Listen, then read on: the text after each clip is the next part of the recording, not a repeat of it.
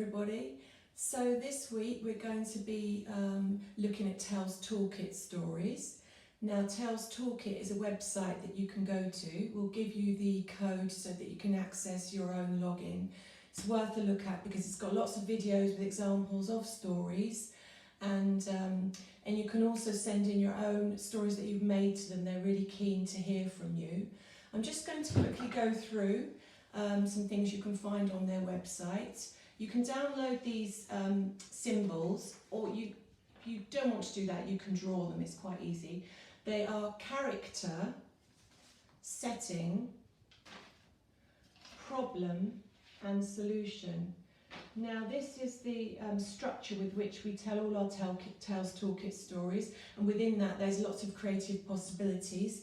You don't need any special technical equipment, just things you've got from home. So always good, a favourite toy, a soft toy, or a superhero or a doll that your child has can be the character in your story. I've chosen a teddy. I'm sure you've all got one at home and you could use for your story. You can use just anything to tell stories if you use your imagination. I picked up a spoon and a fork, and they don't just have to be a spoon and a fork and used, you know, for their normal purpose. They could become characters. So you could have Freddie Fork and Susie Spoon, and they could have a little game or something in your story, or they could feature in Teddy's story somehow under the problem or solution aspect. The setting can be anything. You can have a piece of material to denote the setting. You might find something in the park that might indicate what setting your story's in, you know, some leaves, sticks and stones.